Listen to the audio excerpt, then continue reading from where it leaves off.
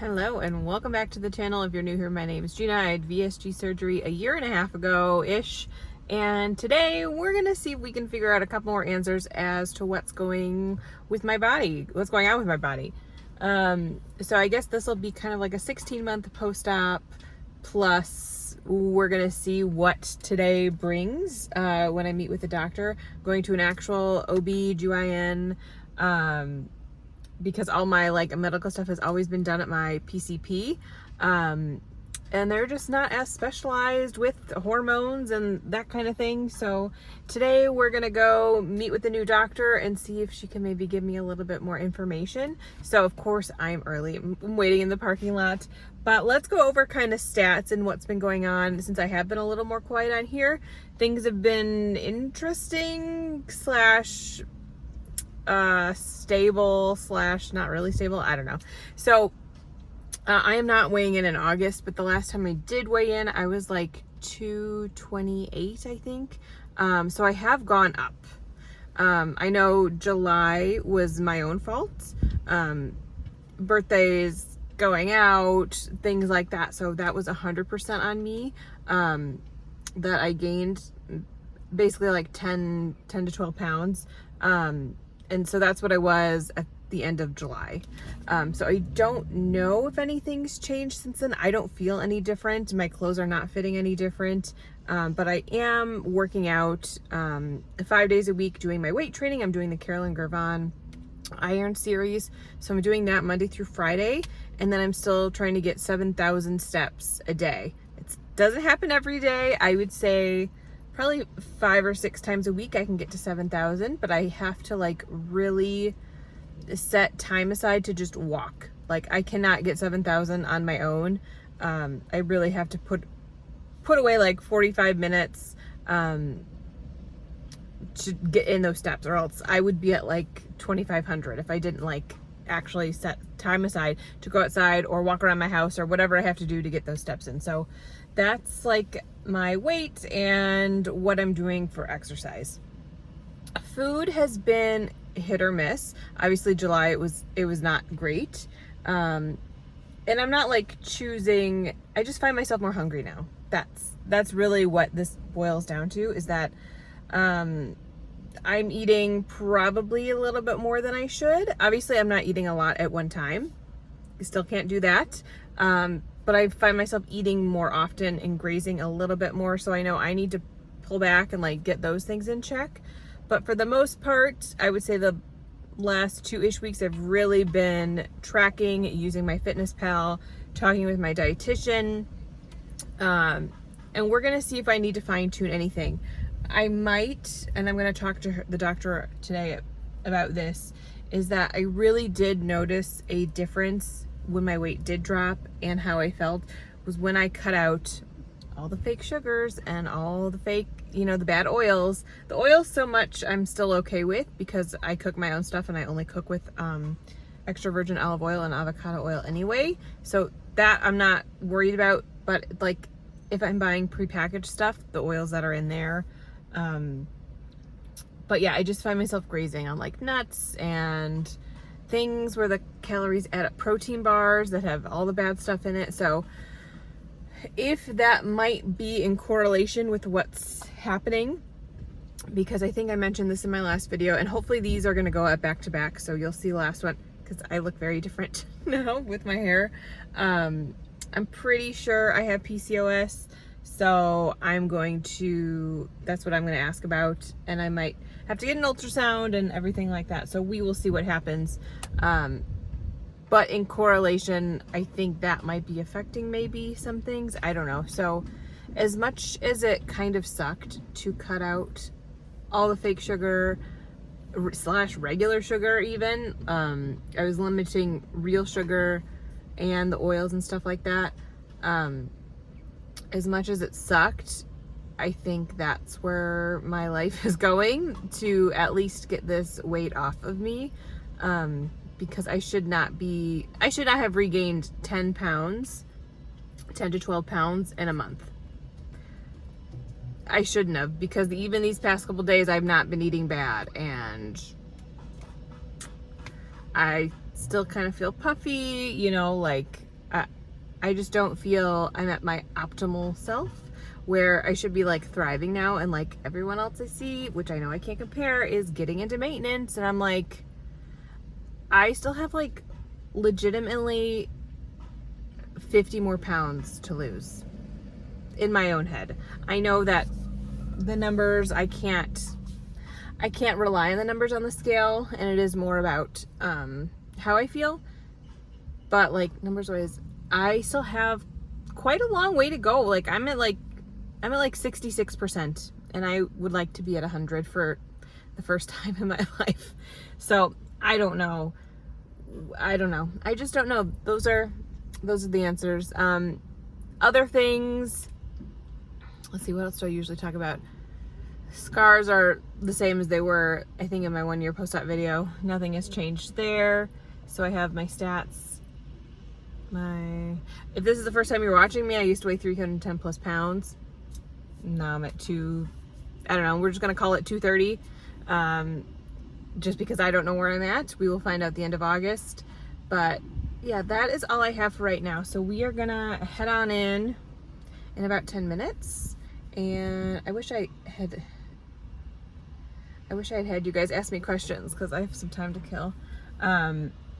So yeah, we're gonna see what they say, see if I actually do have PCOS. I think I have most of the symptoms. My cycle is still not regular. That's part of like the reason why I'm coming here finally, because I thought maybe it would even itself out, and it has not. And again, I found in correlation, when my cycle did come back the weeks prior, I was not eating fake sugar and I was not eating bad oil. So, because it did come back, I would say 6 months after surgery.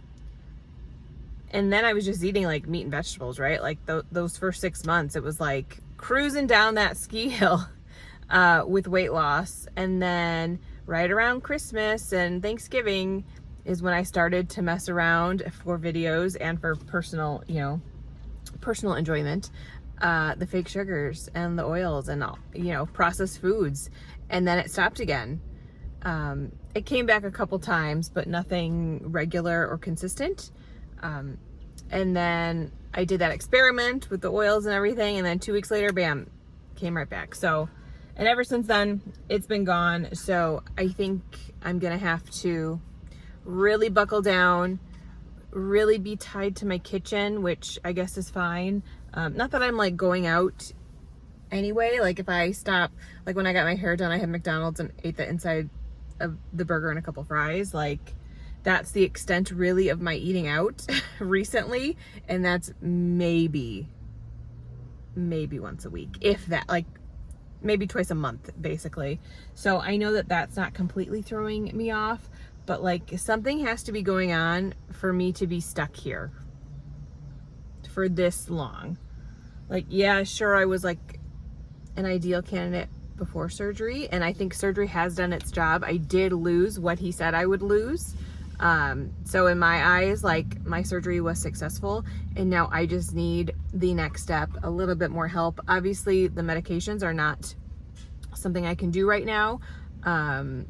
If ever, I don't know. There's been some studies I've seen that they might not be the best thing for you. But to each his own. I'm not saying I'm never going to do it, just because right now I can't afford it. So I can't be like, yeah, I'm not doing it ever. Because if my insurance changes and that's an option, I might seriously think about it, at least for a little bit, nothing long term. So that is what we have going on. I'm going to get inside, and because I don't know where this, I've never been here before, so I don't know where I'm going. So I want to get there a little extra early, and we will see what the doctor says. Cross your fingers, I get some answers. For you, you'll know in a second. For me, I got about 30 minutes. So I will see you on the flip side. All right, we are back.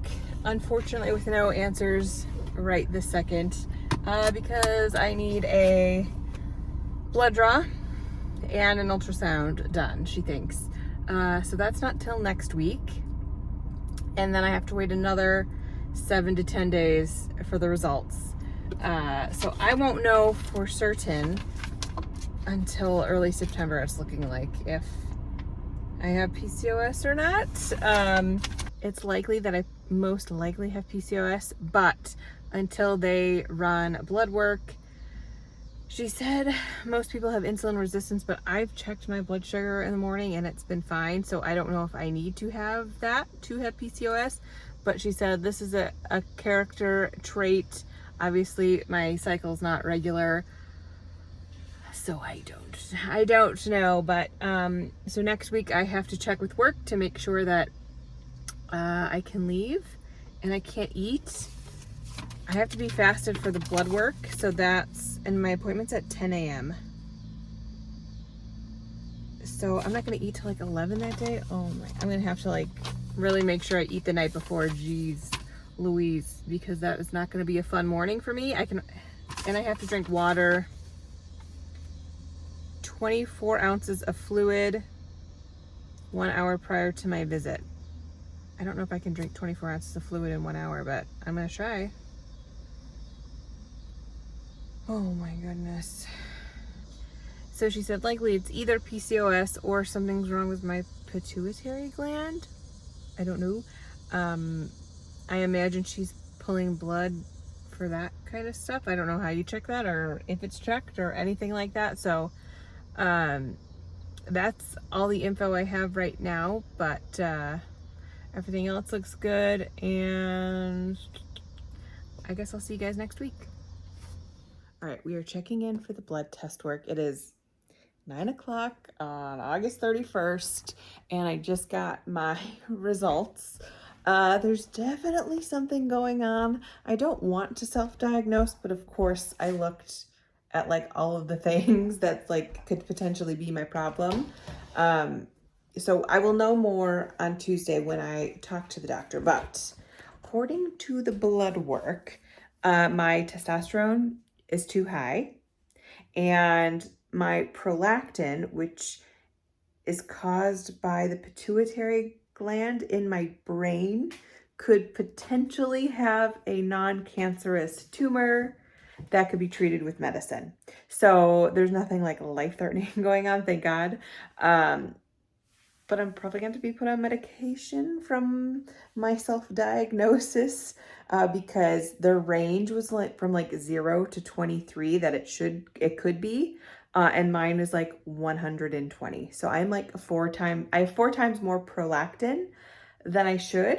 That could cause basically PCOS symptoms, irregular periods, that kind of thing. So I guess I don't want to say I'm glad something's wrong with me because that's not ever good, but one, it's something that could be cured potentially. And it explains a whole slew of things. The testosterone and everything is like the PCOS version. And then this pituitary stuff explains the periods. So it kind of all makes sense now, seeing that blood work. So I'm glad I had it done and run, because when I talked, and especially run by OBGYN, because when I asked my primary to run tests, she did not run all of these specific ones, like deeper into the blood work. So I'm glad I went somewhere specialized, and I'm glad she ran those tests because we have somewhat answers. So that's the update for now. I kind of am relieved a little bit, even though I'm going to have to be put on something, I'm assuming, to help lower that prolactin. So we will see what my official diagnosis is. I'm assuming it's going to be PCOS, and I looked up the name of the other thing. Prolactinoma, I think. Yeah, prolactinoma and PCOS is what it sounds like I have. So that's my self-diagnosis. I will give you my official diagnosis for you in a couple seconds, for me in a couple days. So see you then. All right, guys, it is results day. I am headed back to the Women's Health Center to talk to the doctor, see what my options are.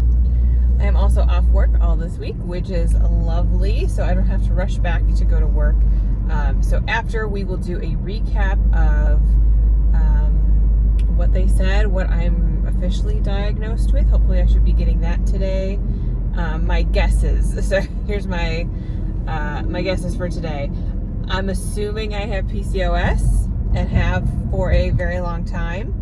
And then depending on what that can cause, because I don't know, I potentially have prolactinoma. So it could be like a pituitary like some, I don't know. I mean, they're gonna tell me, right? Or I might have to go. The thing with the prolactinoma that I'm unsure about is if I have to go get an MRI to see if that's the cause of it, or if they can just give me the medication to deal with it, if that's even what it is. I'm only saying this because I was like Googling things for myself, so I don't even know if that's what it could be. That's just basically everything that says if you have high prolactin levels and you're not pregnant, it's usually a prolactinoma. So I don't know. I'm just being a self-diagnosis Google doctor. So, but I will see you guys after the doctor and let you know what's going on. All right, we are done and I have my results, kind of. So I officially 100% have PCOS. Even though I don't have the insulin resistance portion of it, all my other blood work checks out. So my testosterone levels are high, like I suspected. So yeah, everything that I kind of talked about before is basically what she said. So yeah, the weight, so PCOS obviously is never going to go away. It's a syndrome. I'm going to continue to have it, but I just need to manage things to try to help me stay regulated and all that other stuff. So there's kind of two parts to what she prescribed me. And all of this can potentially affect my weight, she said. So there are 4 things that basically are affecting my weight. And she's going to try to tackle 2 of them. So the first one being getting my cycles regular, because obviously that's not happening right now. And those hormones could potentially be holding on to some of the weight. So she did prescribe me a birth control pill that I take daily. I'm going to talk to my dietitian about it first before I get that one filled, because she wants to talk to me about it. So I just want to do a little bit more research before I do that. Obviously, I'm probably going to take it just to help things get going. And then if I don't like how I feel on it, then I can always go back and figure something else out. So that's part of it. That's going to help control my estrogen levels, which then in turn will lower my testosterone levels. I think that's the whole scientific reason behind that, and thus giving back my cycle to be regular. Since I'm not trying to get pregnant right now, this is not like, nothing is in a super rush to get this done. Like I have time to kind of sort this out. The second thing that she wants to tackle is my prolactin. It is high. It's like 4 times as high as it should be, especially because I'm not pregnant. It's not high enough to go get an MRI to see if there's a pituitary like thing on my brain, basically pushing out that gland.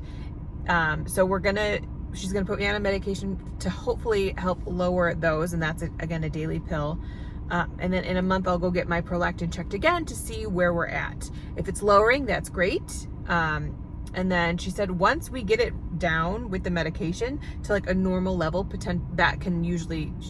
can usually take me off the medication and it should stay stable. She doesn't know how it got that high or why it got that high. It's just, that's how it is. So I'm definitely gonna get that one filled, just because she said getting that down is gonna hopefully help everything else come down and be stable. So the prolactin was really number 1 for her to try and figure that part out, because potentially that is causing all of the other issues, and again causing my weight to, not be stable, or it's being stable, I just can't drop it. So once I get my cycle regulated and say my weight is still not dropping and I'm still having trouble, she did say she would think about putting me on metformin, which is a diabetes medication, but it can be used for a lot of other things. So I'm hoping that these 2 things, the birth control and the prolactin medication, will like kind of solve all my issues, fingers crossed, so I don't have to go on metformin, because I have not heard great things about it. But that is time will tell. That wouldn't be for months from now. Towards the end of like November, when I go talk to her again and we see how my prolactin levels are doing and if I get my cycle back. So that is the end of this video. Basically, I have PCOS. I have high prolactin levels. Who would have thought? She did say me dropping all that weight definitely improved things and helped me out, because all of my other levels look great. The rest of my body and cycles and everything looks great, and that's definitely attributed to the weight loss for sure. So now it's just kind of fine-tuning everything to make me 100% normal and regular, and eventually maybe get pregnant. I don't know. That's like nowhere near on my mind, but it's always like, if I wanted to, I could, kind of a thing. And right now it doesn't look like I could get pregnant, just because I don't have a cycle. So regulating that is most important. So hopefully all these things do that. But thank you for going on this long, weird journey with me. And now I'm going to have to dive into what I'm going to do to help control this PCOS, if I need to change things in my diet, which I'm thinking I might have to. Just because it is like something I'm gonna have to live with now. It's nice to know that I actually have it, and it's probably why losing weight is so super hard for me, even when I'm doing all the right things. So we will see. I'm gonna talk to my dietitian, and if she has any information that sways my decision, I will put it after this. But I'm pretty sure I'm gonna be on those 2 medications for at least a couple months to see how they help me. So we'll see how it goes. I thank you for joining me. If you have any questions, like I still do, I still have 1,000 questions, but feel free to drop them below. I'll answer them as best as I can. Make sure you follow me over on Instagram for daily updates. I'll have that over there. And any changes, I'm sure I'll do some new series with PCOS now that I know I officially have it. So yeah, it's gonna be a wild ride, but I'm here to finish up this weight loss journey. I still have a good 40 or 50 pounds I would still like to lose. Definitely need to figure out why my body's doing this and reverse it. So hopefully all these tests I've done have put me in the next path of my weight loss journey, and we'll figure it out here on YouTube, I guess. But all right, I'm gonna go shopping, and I will see you guys later. But thanks for watching. I'll see you in the next one. Bye.